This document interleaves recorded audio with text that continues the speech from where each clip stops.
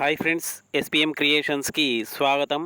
Friends, ఈపీఎఫ్ఓకి సంబంధించిన మరొక update మరియు ఇది ఈపీఎఫ్ఓ ఖాతాదారులకి శుభవార్త అని చెప్పవచ్చు.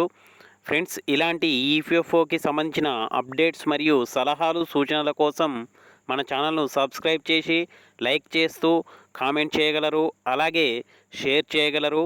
మరిన్ని వీడియోస్ కోసం మన ఛానల్ను సబ్స్క్రైబ్ చేశాక పక్కనున్న బెల్ ఐకాన్ను క్లిక్ చేయడం ద్వారా మేము చేసే ప్రతి వీడియో మీకు నోటిఫికేషన్గా రావడం జరుగుతుంది. ఫ్రెండ్స్, పిఎఫ్ ఖాతాదారులకు అదిరే శుభవార్త అందించింది ఉద్యోగుల భవిష్యత్ నిధి సంస్థ ఈపీఎఫ్ఓ.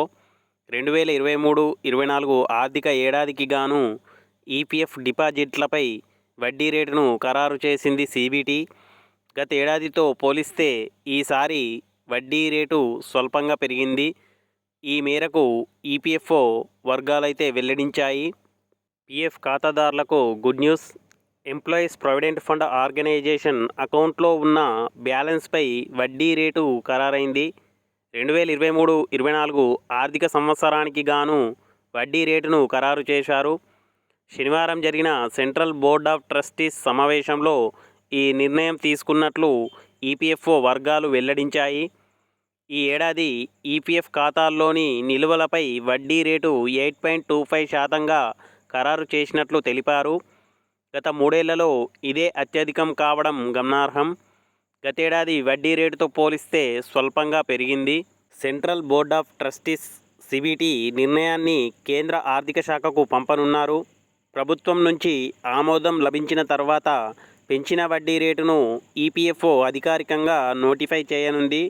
ఆ తర్వాత వడ్డీ మొత్తాన్ని ఈపీఎఫ్ఓకు చెందిన సుమారు 6 కోట్ల మంది చందాదారుల అకౌంట్లో జమ చేయనున్నారు. సిబిటి ప్రతిపాదనలపై కేంద్ర ఆర్థిక శాఖ త్వరలోనే నిర్ణయం తీసుకోనుంది. గత ఆర్థిక సంవత్సరంలో ఇచ్చిన వడ్డీ రేటుతో పోలిస్తే ఇది కాస్త పెరిగింది. 2022-23 ఆర్థిక ఏడాదికి గాను వడ్డీ రేటును 8.15%గా వడ్డీ ఇచ్చారు. అంతకుముందు ఏడాది 2021-22లో 8.10%గా ఇచ్చారు. వీటితో పోలిస్తే ఈసారి 10 బేసిస్ పాయింట్ల మేర పెంచారు. గత 10 ఏళ్లలో ఈపీఎఫ్ వడ్డీ రేట్లు చూసినట్లయితే 2013-14, 2014-15 ఆర్థిక ఏడాదుల్లో 8.75%గా వడ్డీ రేటు కల్పించింది ఈపీఎఫ్ఓ. ఆ తర్వాత స్వల్పంగా పెంచి 2015-16 ఆర్థిక ఏడాదిలో 8.8% చేశారు.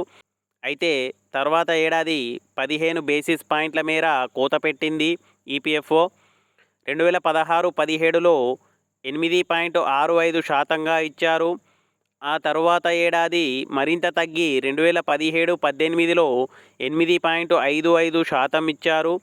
అయితే మళ్ళీ 2018-19లో స్వల్పంగా పెంచి 8.65%కి చేర్చారు. మళ్ళీ 2019-20లో 10 బేసిస్ పాయింట్లు తగ్గించి 8.5%కి తగ్గించారు. ఆ తర్వాత 2020-21లో ఎలాంటి మార్పు లేకుండా 8.5%గానే కొనసాగించారు. అయితే కోవిడ్ మహమ్మారి విజృంభించిన సమయంలో వడ్డీ రేట్లో భారీగా కోత పడింది.